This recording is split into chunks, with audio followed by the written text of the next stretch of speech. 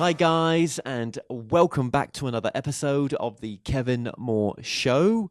Now, on today's show, I'm about to be joined by my guest, Mitch Horowitz. Now, Mitch was raised in a world of Bigfoot stories, UFO sightings, and the paranormal, and he grew up determined to find the truth behind it all. Now, today, Mitch is a PEN award-winning historian and the author of over a dozen books. He joins me to discuss his latest book, The Miracle Habits, The Secrets of Turning Your Moments into Miracles, and much, much more. So, Mitch Horowitz, thank you so much for joining us. Pleasure to have you on. Likewise. First time on this chat show, so I've heard a lot of good things about you. I've known you've been out there. I've probably wanted to get you on in the past, but, you know, it's just that thing, isn't it? That paths cross sometimes or they don't, and you've got your sort of wish list. And you were definitely on there. I think, actually, I sort of knew a bit about you from the Edgar Cayce Center in Virginia Oh, Beach. yes. Yeah.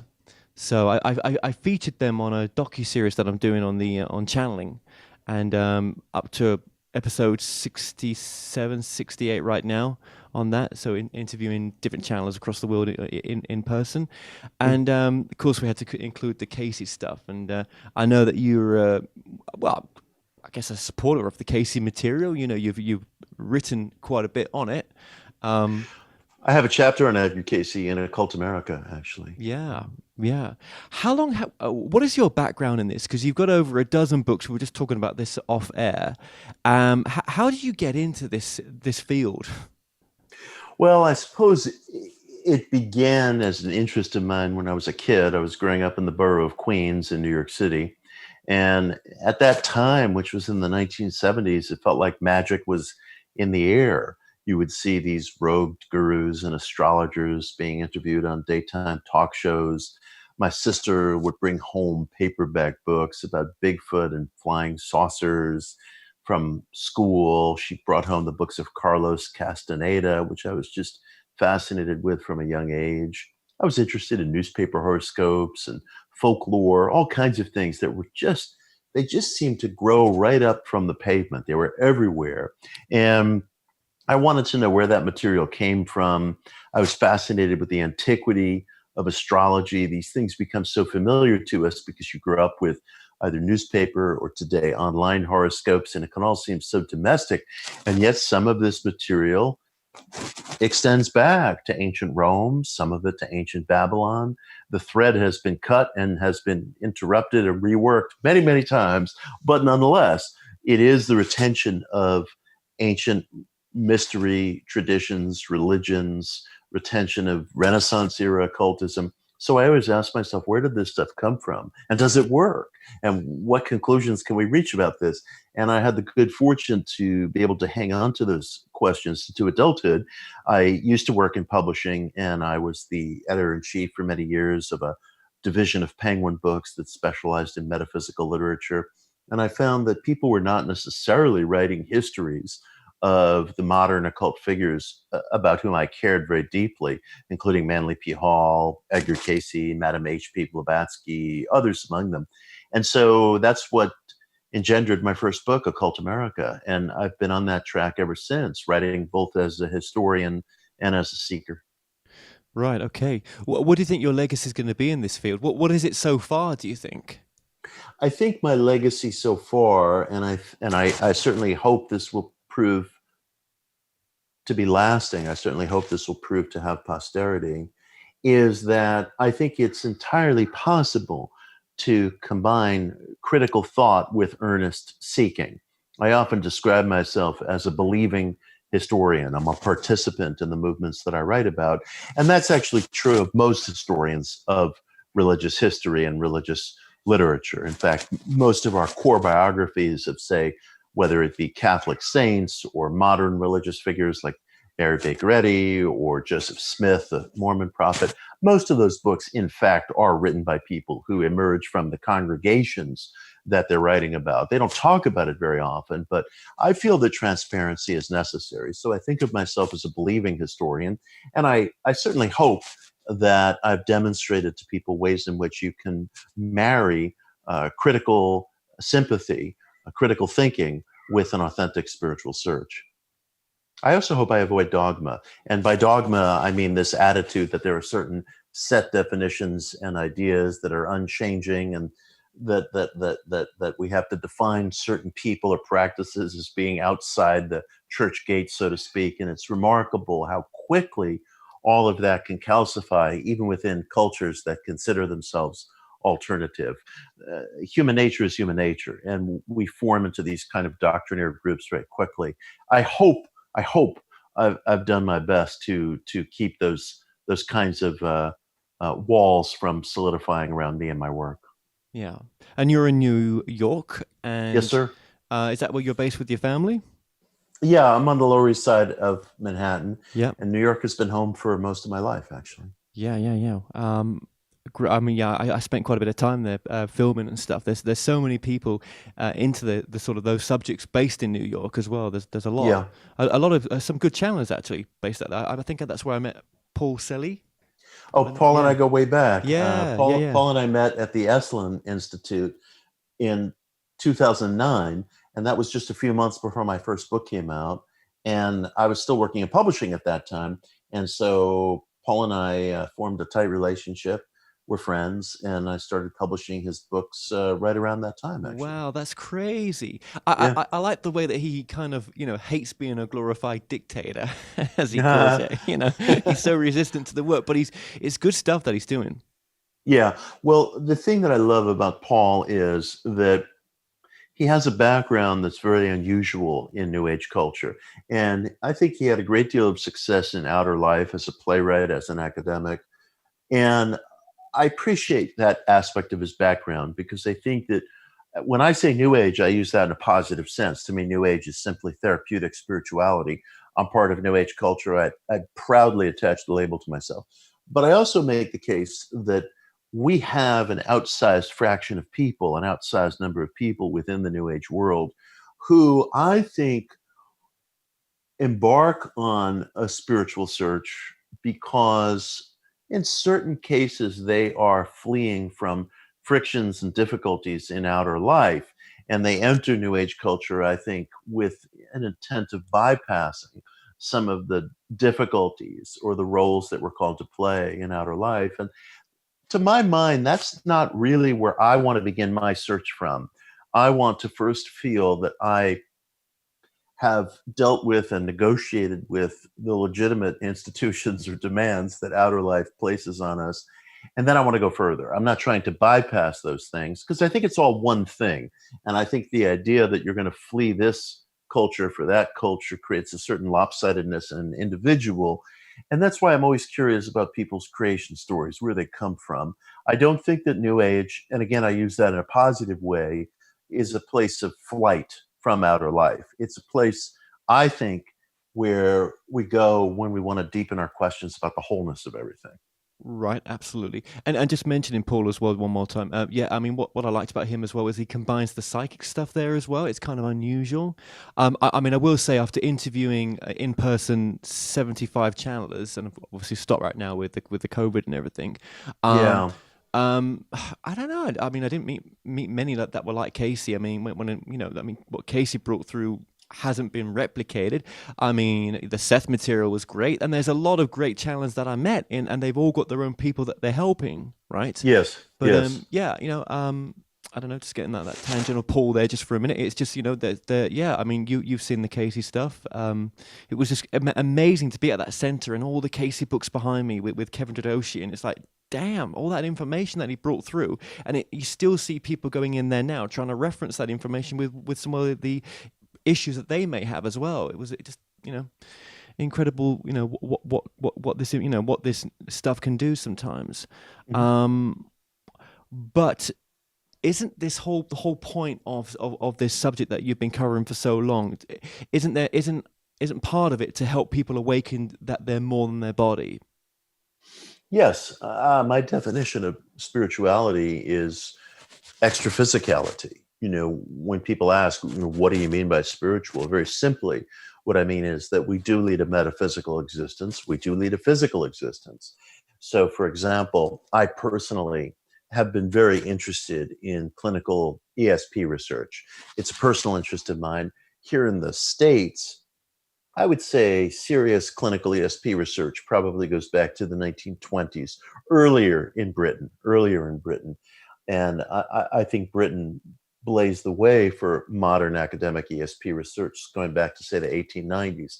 Took a little longer to get underway in the States. And we've probably lost about a generation of progress here in the States because of what I personally consider to be very polemical and unnecessary controversies that have effectively pushed ESP research off of many college campuses. But a question is indestructible. And one of the questions that I care most deeply about is whether we share information with one another in so-called anomalous ways, whether we share information with one another in ways that exceed the ordinary census. And I feel that the answer to that question is almost certainly yes. Certainly statistically in ESP research and a number of other fields, we've been able to demonstrate that. And to me, if somebody wants to have a discussion about spirituality, we're talking about extra physicality. It doesn't necessarily follow from that individual has to believe in a single creator or monotheism or anything else. But what's it mean, do you think, for people with the work that you do, for people that do the shows that I do, and there's so many of them out there, that that we're trying to help people awaken to their greatest potential, maybe, that we're trying to Yes. Bring about some peace to the world by bringing peace to themselves and stuff. Do you know what I mean? Well, I had to come to terms with something very heavy for myself about 2 or 3 years ago. And it's delicate for me to say this because it's easily misunderstood. And I hope people won't hear this in such a way that suggests that I'm throwing out ethics or reciprocity or what might be called karma, because I certainly am not. But I think the spiritual search, certainly speaking for myself, is a search for power. I think that a great deal of what we human beings suffer and what we might call a neurosis or a complex or just low-grade depression or anxiety, the thing that brings us into the therapist's office, I think very often that is a frustrated expression of power. And by power, I mean simply the means to enact one's intention in the world. I wish to enact my intention in the world, not to do so in a way that's going to disrupt someone else's ability to seek his or her own highest potential. But I really, really had to acknowledge to myself a few years ago that for me personally, the spiritual search is a search for power. And what power have you found out? What have you changed? Have you transformed from gaining that power from your search? Well, I appreciate that question. I certainly am a great deal happier today than I was, say, 3 years ago when I first made that admission to myself. I have the same dark days and the same tough days and the same anxieties as everybody else, but I do feel I am more relaxed, more at ease, more satisfied.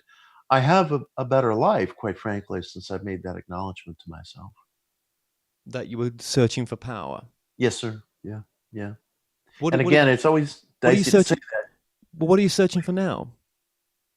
Oh, I would say that is still the fundamental um, quality of my search. I'm looking for ever expanded ways of enacting my intentions in the world.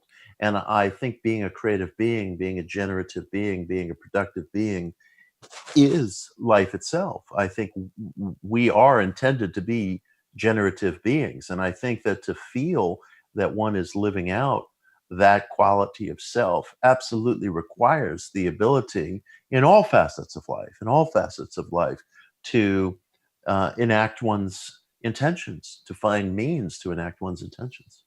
Do you think you're being of service? That is a really wonderful question. Um, Personally speaking,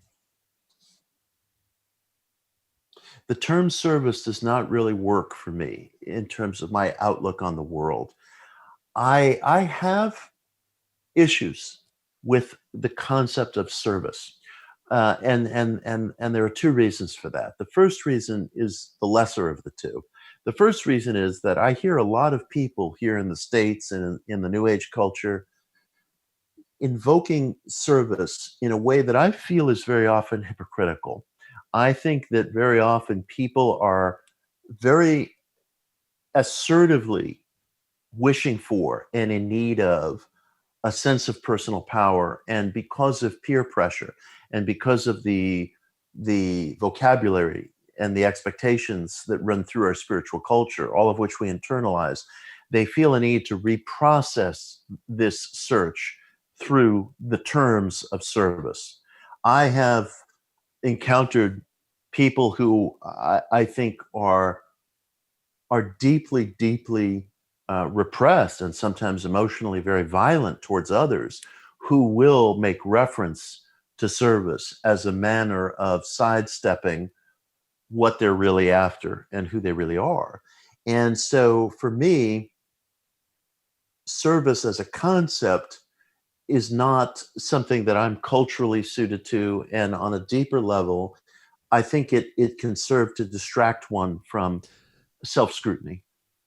Possibly, yeah, possibly. I think after interviewing so many people, and I wouldn't say it's that many, but a number over a number of years, right? Mm-hmm. That yeah, I track all their books back at them, to be honest with you. And I say, especially right now, with the COVID, I think it's time to rethink a lot of things. I know you've heard that many times on many interviews recently, and you've talked about it as well, probably. Mm-hmm. Um, I think there's great things in a lot of people's books, but it's not. You've got to find the truth for you. But I think I really agree. I Yeah. think there is universal truth. Um, being a bit kinder to yourself, being honest with yourself, being a bit loving towards others, and as happy, as loving as you can be toward others. I think we came here for a human experience, but to try to define what we are and what this is, I just after interviewing 67, 70, 75 channelers, I don't know. Yeah. Yeah. Well, I think part of the reason why some of these questions are so elusive is that we all internalize a set of vocabulary words and concepts that we feel we owe fealty to. And I think that can be difficult because sometimes we're mouthing things that are from translations of translations of translations of ancient literature, maybe from the Vedic tradition, maybe from the Judeo Christian tradition, unmoored from their original cultural environment and the needs of men and women, our ancient ancestors who lived in those cultural environments. And I think we get overly accustomed to recitation, to just reciting certain things that we may or may not have ever verified. And I encounter that quite a bit on social media. And I realize how compelling some of these things sound. You must forgive people. It's on the inside that counts. All pain comes from attachment. I hear all those things and I realize how ancient some of that feels to us. But more important to me is that the individual verify it for him or herself, even if it means going in a very heterodox direction.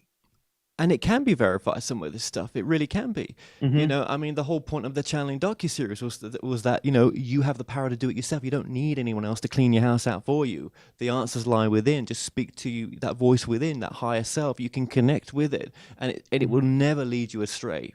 I don't Mm-hmm. feel it has to. If we choose to hear that higher voice, sometimes that we've all got, we're all tapping into that part of us.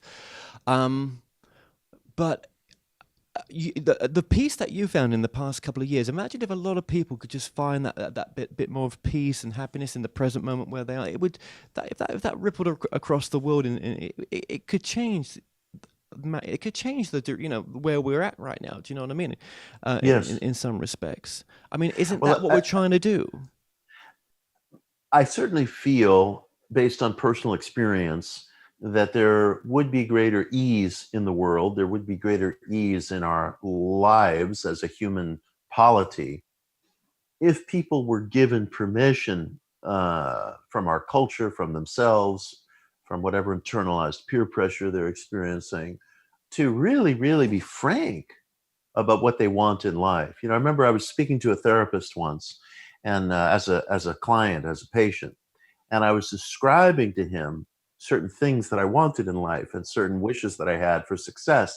And with the best of intentions, he was a good man. With the best of intentions, he said to me, "But that's superficial." And I said back to him, "Listen, you've known me for a fairly long time. do you really think that's superficial? Or do you think perhaps I have wrestled with that question and come out of that wrestling match with the stark, intimate acknowledgement that this is what I want? And if that's true, how can that be superficial? And I felt that my therapist is just a guy who's on the search with me. He's a good guy. I trust him. I believe he wants the best for me. But I rejected that characterization, because if what you want is something that really penetrates to who you are, you're being frank about it, doesn't matter what the outer details are. I don't see how that can be defined as superficial. I want people to be free to make those inquiries, is really what I'm saying. Well, that's what your work's about as well, and that's what kind of what leads into the miracle habits, really. Just before we get into, well, I suppose we're touching upon your work as well and everything that leads to that. But with the miracle habits, when was that written? Oh, it just came out. I spent part of the COVID crisis working on That's that what I book. wanted to get to. I Yeah, thought you were yeah, writing it in. I thought, is he writing it in that time, or was it just before the COVID? So yeah, why? Okay, then. So obviously you've gone through quite a bit of transformation in the COVID period. We're all going through it right now, right? yeah, It's not a yeah. negative thing. It's like it's shaking us up, most of us up, to say, well, this is what you're supposed to be doing. What are you doing? You've been on It's this path for so long. Is this what you wanted? it's forcing all of us in the Western world, and I'm sure throughout the world, to face very tough questions. I mean, first of all, I had COVID. I was sick for about 8 weeks or so, and it's very individualized. It can affect everybody differently in different ways. I wasn't I wasn't stuck with a particularly severe case, but boy, it does get its grips into you. It really gets its grips into you. So I spent about 8 weeks in isolation, and I got a lot done. I got a lot of writing done, including completing this new book. And I also have witnessed people whose domestic situations have just been totally upended, because being bottled up with our loved ones, so to speak, can be more than we can bear. And so I know people are facing terrible reckonings in terms of relationships. Maybe terrible is the wrong word. I mean, some of these reckonings may be very helpful and necessary and positive. And also, of course, at least here in the United States, people are just facing economic crises. I mean, ours is a nation where there's no national health insurance. Government benefits are proscribed and limited. And when you find the economy implodes, you're left with a very limited range of options. And many Americans are suffering that. It's very, very serious.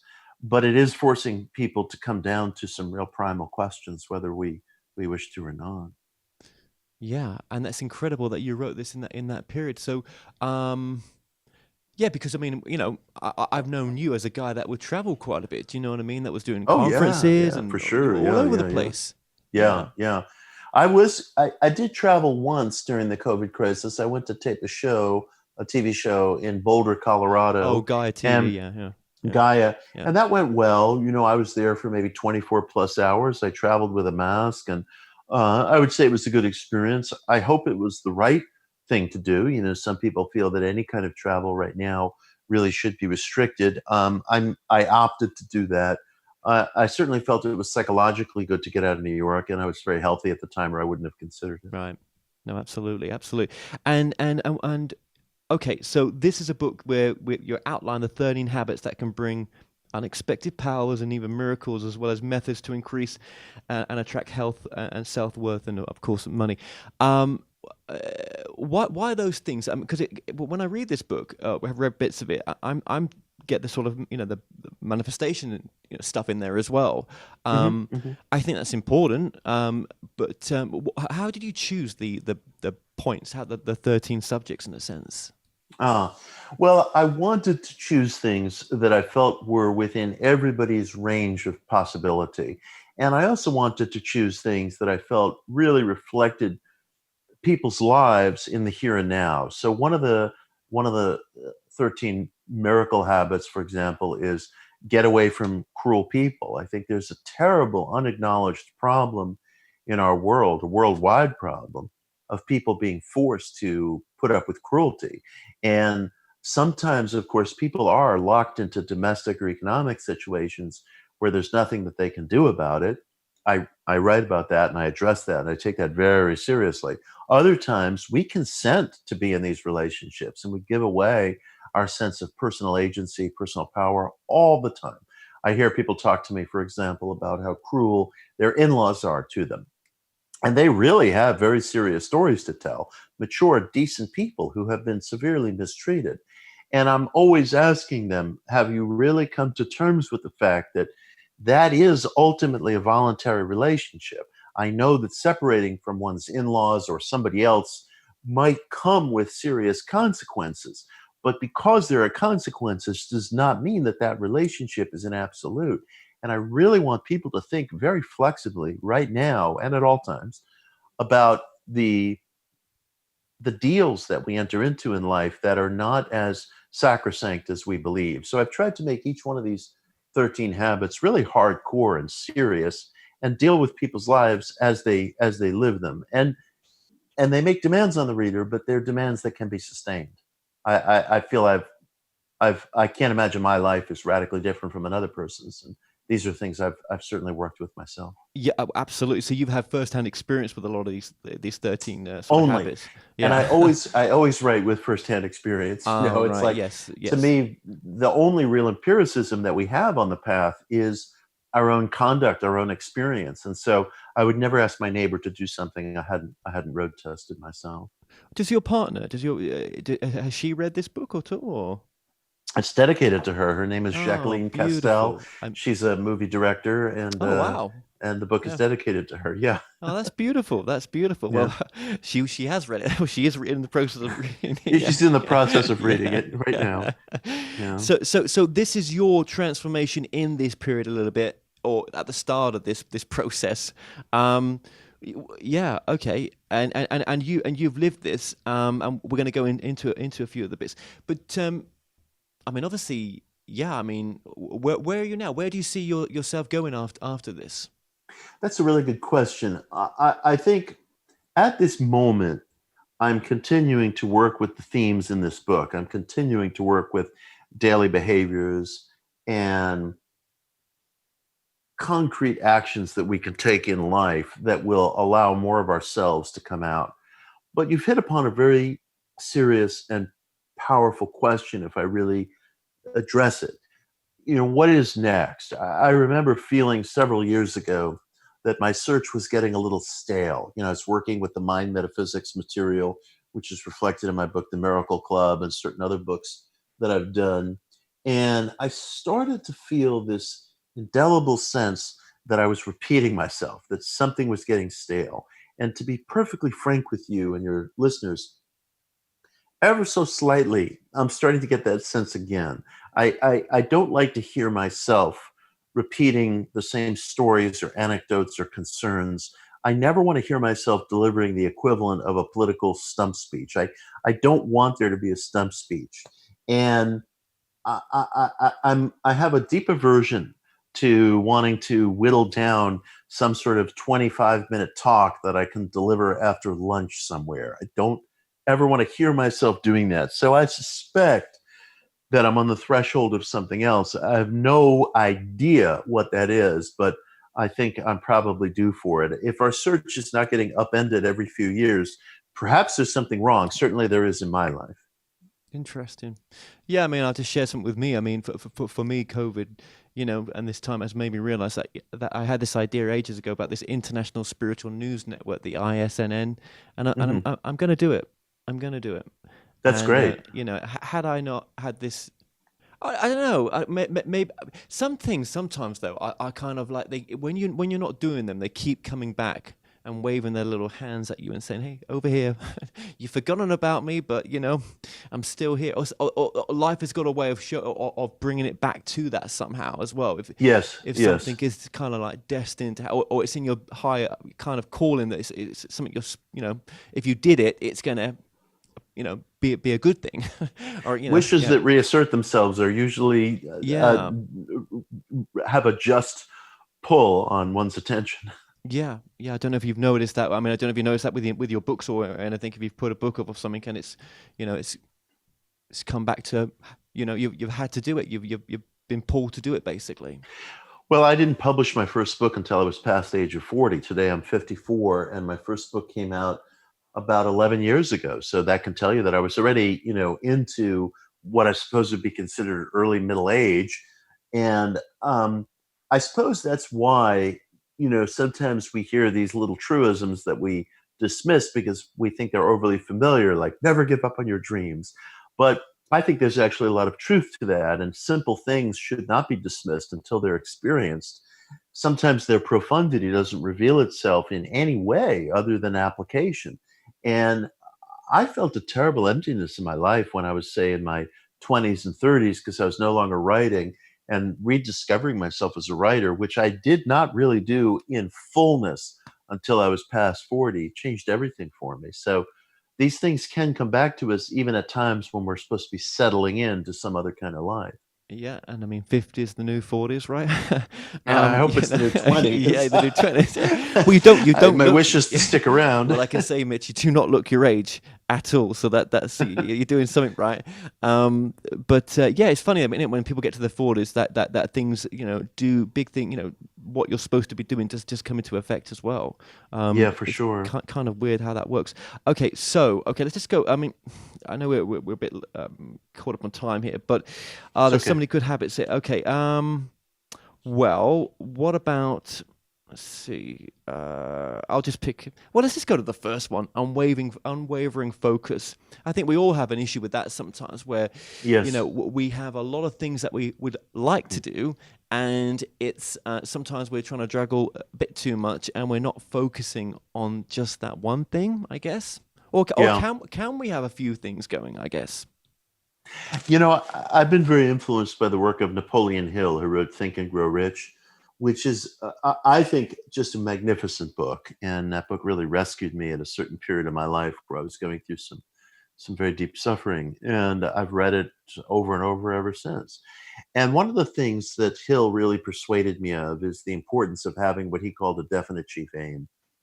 And he really makes the point that having one absolute aim is just absolute is vital to getting anywhere in life. Ralph Waldo Emerson talks about this too. He talks about the importance of concentration and drilling. Concentration being absolute laser-like focus on one thing, and drilling just being repeatedly rehearsing or practicing that one thing, the way a martial artist practices his or her routines.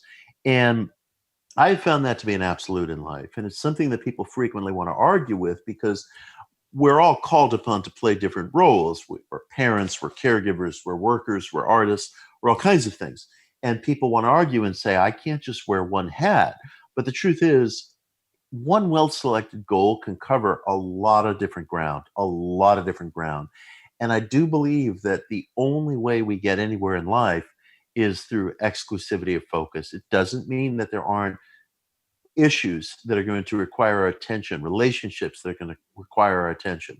But I do believe, again, that one well selected aim, it's the closest thing that life grants us to a kind of magic elixir, a magic power. Choose it carefully. Be sure you're frank. It can cover a lot of ground and it can bring a lot of things to you and to people you care about. But I think it's critical not to disperse our energies. And how? Well, you've had well, you've got a family. You've got a life. You've got your work. You've got all these other things as well that have been going on in the past. How did you have that focus? I mean, what was your focus? Just the publishing? I mean, yeah. No, publishing was always something that for me was a kind of a day job, and I worked very hard at it, and I was very dedicated to my authors and to my books. I'm proud of a great many of them. However, there was an emptiness in me during those many years that I was in publishing, and I was in publishing for about 27 years. So it was not some fly by night little career. I stuck around for a long time, but um, I never felt it was what I really wanted to be doing. And I came to realize that my definite chief aim was documenting metaphysical experience in history and practice. And I do that today across all different media, as a writer, as a narrator, as a presenter, and so forth. And that was my aim. And I was not living that out fully. When I began to live that out fully, everything changed for me. Wow. Well, thank you for sharing that. Everything Of course. changed for you. Let's remember that. Okay. Thank you. I'm going to go straight to point. Habit 4: solidarity. Yes. with the times that we live in right now. So you tell us what you meant by this chapter. I prefer concepts of solidarity to service. I feel that solidarity implies what we concretely owe to one another if we accept the idea, as I do, that there's some kind of human reciprocity. So, for example, when a person you know is injured or is being smeared for some reason, which may not have validity, I say you come to that person's side. I say you stick by that person. I say you demonstrate loyalty to that person. Loyalty is a trait, a virtue, I would say, that's not often talked about in our world today. We view it as something maybe that belongs to the past. It sounds sort of chivalrous in some empty storybook way, or perhaps it even sounds like a formula for corruption. I don't think it's any of those things. I think we need to take a whole new assessment of what concepts like loyalty and solidarity really mean. And I think too often we engage in gossip and rumor and talebearing about friends. Um, I just feel like certainly if you feel that you're involved in a relationship with somebody and that person is behaving corruptly, then there may be a certain point past which you can no longer associate with that person. But I would think long and hard about that, because I think that loyalty, solidarity, the capacity to be seen as someone who has the backs of other people who are around you is very, very important. Service, I think, allows us to escape too easily. Service lets us off the hook. Someone once said, a very wise person once said, the only things that you can really give to another person are time or money. And that's something that we immediately want to argue with. Oh, no, no, I can give empathy. I can give whatever. And it's like, don't be so sure that that's what they want. They might not want a hug. They might not want for you to, hold thoughts and feelings for them. They might need money, or they might need you to help them move, if they have to get out of their apartment in a hurry. I think we're too soft on ourselves. And solidarity for me is easier to measure and more intimate than more amorphous questions of service. Yeah. Well, thank you for that. Thank you. Um, Hmm. Gosh, there's a few. I know all these are really good though. It's a shame we got to miss a few of them. But okay. Never habit 9. Never dither. I notice that so many people in life give in to fear, and they call it procrastination, or they come up with ways to put off doing necessary projects. If you really don't want to do something, if you're faced with a project that just you can't stand the thought of, really ask yourself the question of whether it's necessary. Some things are in fact necessary, and we just simply have to do them, like filing one's taxes or whatever. But if you're faced with career prospects that make you profoundly unhappy, you have to ask yourself whether you've boxed yourself in a way that's not required.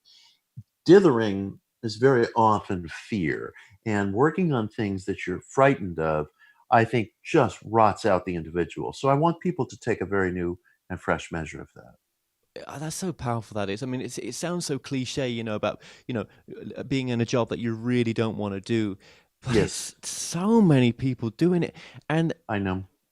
but you think to yourself, well, where would we be without some of these people doing that job? But there'd always be Yes. someone to replace them. But oh my God, there's so many people in these jobs that they hate. And I at least want people to feel at liberty to make that acknowledgement. I want people to feel at liberty to make every kind of acknowledgement. People might be in marriages that they hate. They might be in parenting situations that they hate. They might be in love affairs that they hate. And they have all kinds of reasons why they can't exit. And sometimes those reasons are valid. But one has to ask the question of consequence. And am I deferring to consequence? Am I folding? Am I giving in too easily? Or could I walk away from this? Sometimes the answer is no. Sometimes the answer is no. Sometimes walking away means facing catastrophe, or a kind of catastrophe that's just too much to bear.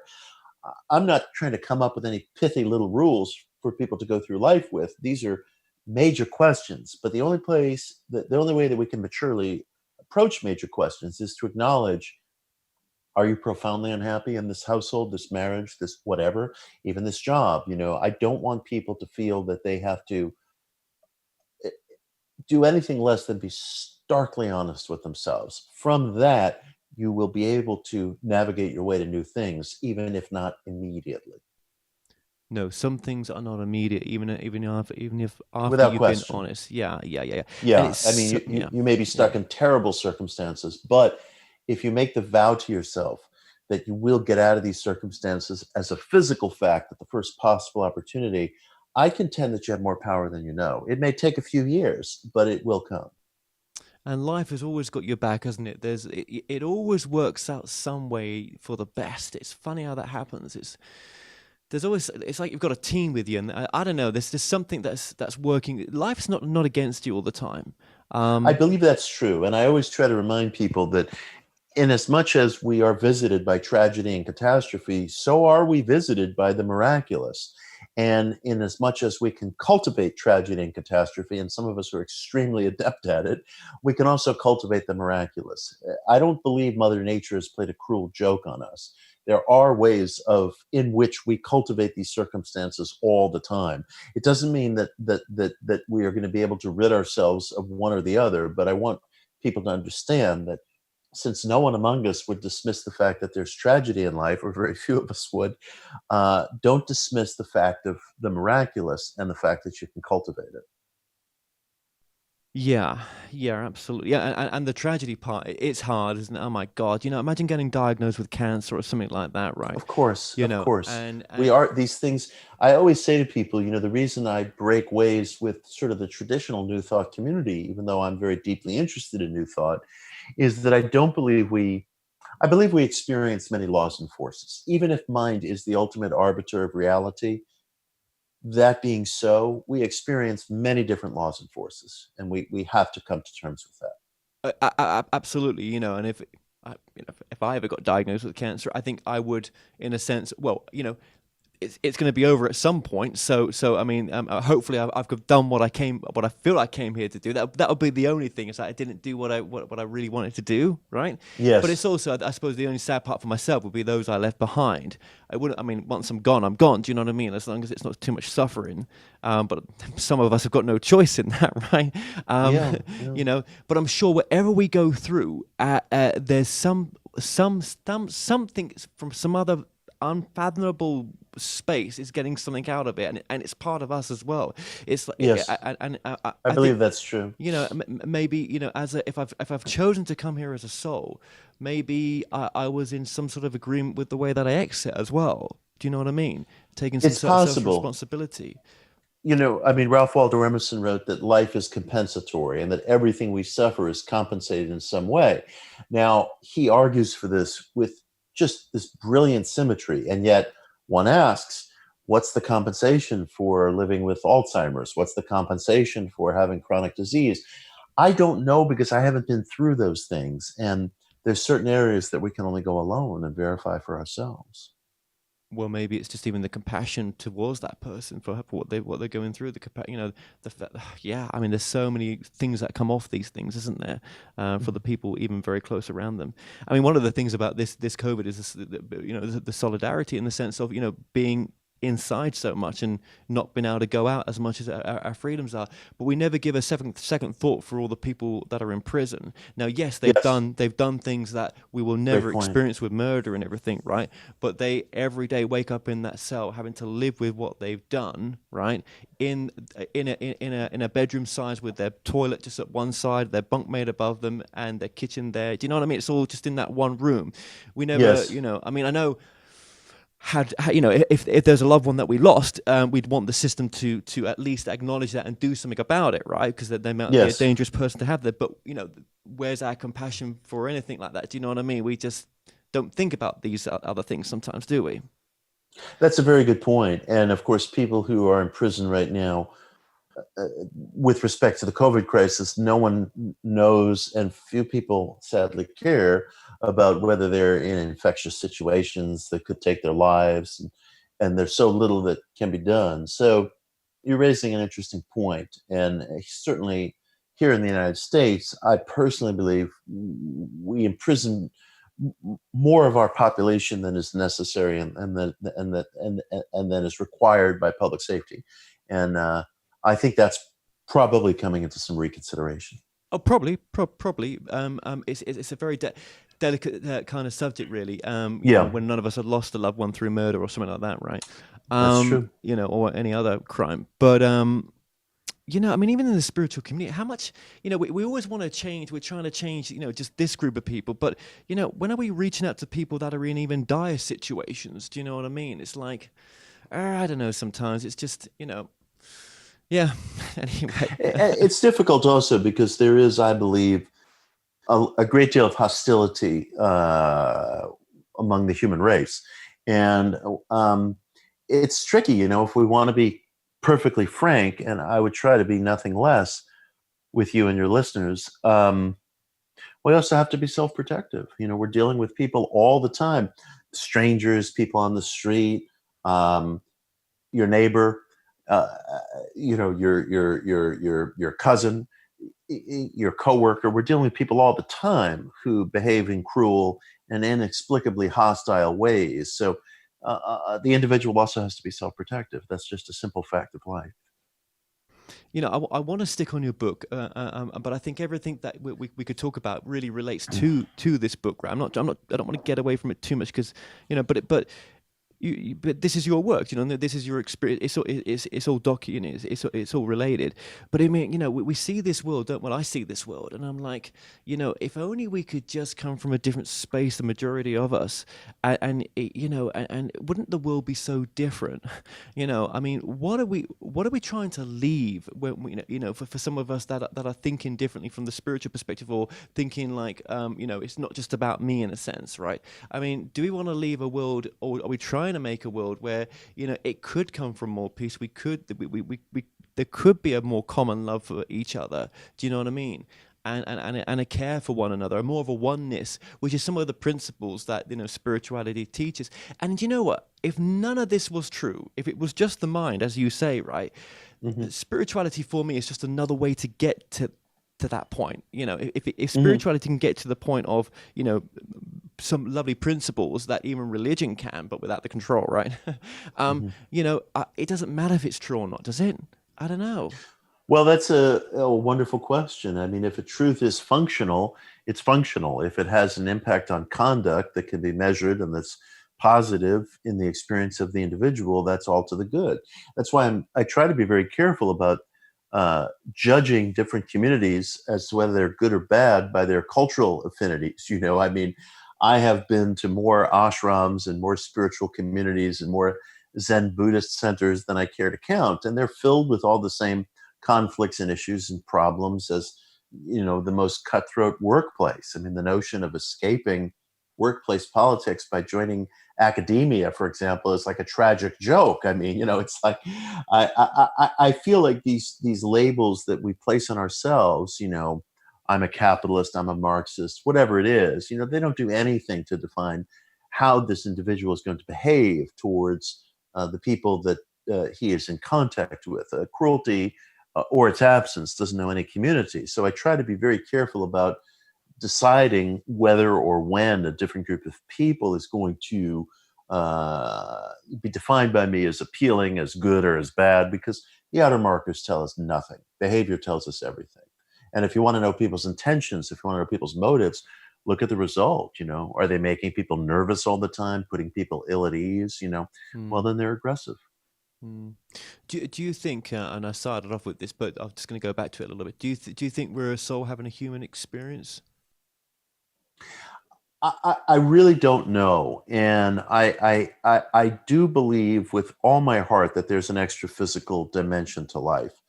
I think that we've seen so much, not only from the testimony of different seekers, but things in psychical research, quantum theory, neuroplasticity, placebo response, mind-body medicine. There's no question in my mind that we participate in an extra physical existence and that we exchange information in ways that's extra physical. Whether that amounts to the individual having a soul, I'm not sure. One of the things that frustrated me about New Thought literature in the 19th century and other ethical and spiritual literature that came out of the 19th century and beyond is that I found that Western writers would just very readily make this reference to man having a soul without ever defining what they were talking about. And of course, we can all agree on some consensus-based definition of what a soul is, but I don't know that that's true. I don't know that that's true. And that's one of the things that drives my work. I know as much as I'm able to that we participate in an extra physical existence. Whether there's such thing as a soul or a spirit, I cannot say. Hmm. But do you think everyone is playing a part in some in something? Do you like? Okay, let's just I hate to say. Okay, the president, right? He's not my president. I can say that. Yes, I'm in America, but I can say that, right? I mean, he plays. So I shouldn't just be Our wonderful, wonderful president. Yeah. Everything he does is great. Yeah. Right. Well. Look what he's. I mean, look at. What he's doing right now, and I mean, that's got to be playing a part in evolving us. I mean, and because these people with this power, it's almost like without them, where would we be? Do you know what I mean? Without them taking these roles on. No, you're raising a fascinating question. You're raising an absolutely fascinating question. It's funny. I remember Donald Trump saying something in an interview years ago, which really stuck with me, and I couldn't. For the life of me, I tried and tried, but I couldn't find the interview, and it haunted me. And I thought, was I making this up? Was I just displacing onto Trump my own attitudes? But he said to a reporter, "What good is something if you can't put your name on it?" And of course, ethical people, spiritually minded people read that and they think, "Oh, that's awful. That's disgusting. That's everything we don't like about you. That's everything we hate about you." And I thought to myself, well, just wait a minute. If you're really open to life, is that question or statement worth at least sustaining, worth engaging? I understand what's grotesque about it. I'm not being childish. I mean, I get what sounds ugly about it. And yet, do we all do that in certain ways? I put my byline on what I write. I want to be seen. I want to be heard. I'm glad we're doing this podcast right now. I appreciate the ability to reach people. I adorn myself with things that are self-expressive. I want to be seen. Am I so different from him?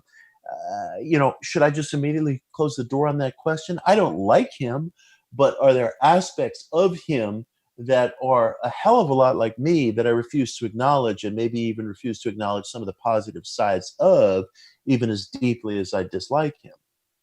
Like almost a form of mirroring in some aspects. Yeah. And perhaps he is blunt, even, shall we say, grotesquely blunt about certain aspects of human nature that are inside all of us. And I see the same things everybody else sees, or most of everybody. Some people are going to watch this show and disagree. But, the cruelty, the irresponsibility, the irrationality, those are obviously problems. I'd say I'd name 3 problems. But the fact is, if I completely divorce myself from any commonality with that person, I miss what he and I do have in common, and what he actually may be better at than I am. Sometimes I think people who run down abusers of power, they would be the worst abusers of power. They just don't happen to have power. They don't have the capacity to grab power. I see this in different groups and individuals all the time. They would be the worst tyrant on earth if they could. They can't be. So they just direct their anger at the tyrant or the group that they don't like.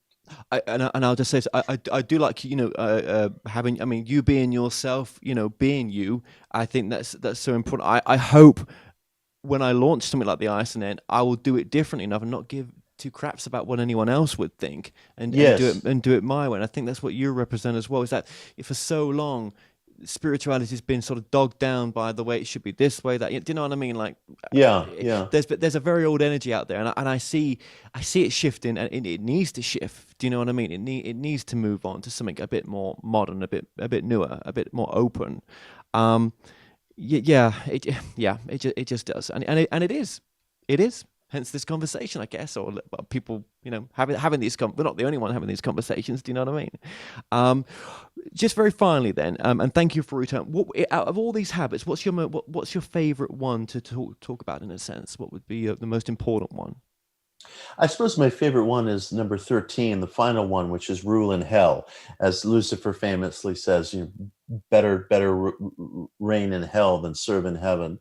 I have always been happiest and I have always done best in life in places where I felt the parameters were loosest on me, even if that meant going to a workplace, for example, that had less prestige because of the fact that I had greater latitude within that workplace, or writing a book that is perhaps less appealing to lettered or mainstream instincts, but that really reflects what I want to talk about. Look, I care what people think about me. I'm not going to make believe to you and your viewers that I'm somehow aloof to opinion. That would be deceptive. That would be dishonest. At the same time, I have found that the willingness to push back against certain cultural styles and norms because they don't permit me full expression has allowed me to scale heights that I never would have been able to scale. The great spiritual teacher Krishnamurti said the greatest brakes that we put on our own self-development is the wish for respectability. Respectability kills so much creativity. So, for example, I've written for a lot of mainstream newspapers, magazines, websites. I don't do that as much anymore because I've chosen not to bend to the cultural styles or tones or the affinities that those places sometimes require. Not because I can't, but because I feel it places a limit on my search, my expressiveness, and ultimately on the excellence of what I'm doing. And I have been happier that way. So habit number 13, rule in hell, I would say holds a special meaning for me. Absolutely, it does, and I think you do some excellent work, and Thank you. you've got some really great books out there, and it's going to be wow. It's interesting to think where you're going to go with what you're doing because you have a unique part in this. Definitely, there's not many of you out there. Do you know what I mean? That can express Thank it you. just that way. I think Thank you. that's pretty cool. Yeah, Well, yeah. I'll always tell people the truth about where I am with my search. I write as a seeker and only as a seeker ultimately. And my private life, my intimate life, my search, the things that I publish, they're all one.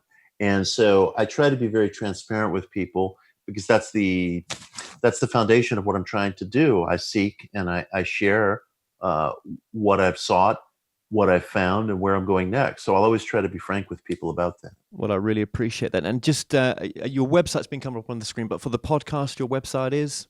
Oh, website is mitchhorowitz.com, and I'm on Twitter at Mitch Horowitz, on Instagram at Mitch Horowitz 23. Okay, well, we'll link that in the description below. Your website's been coming up on the screen throughout this, and your books have been popping up as well. And all those are available from, all good bookstores when they're open, and obviously Amazon as well. Right? That scrappy little startup. Yeah, it's available there, right? Yeah, that place. Right. Yeah. Right. And I just I look forward to crossing paths again, however that's going to be with yourself. Likewise. Likewise. But really enjoy what you're doing, and thank you for what you do as well. Same. A real pleasure. Enjoyed it. Thank you.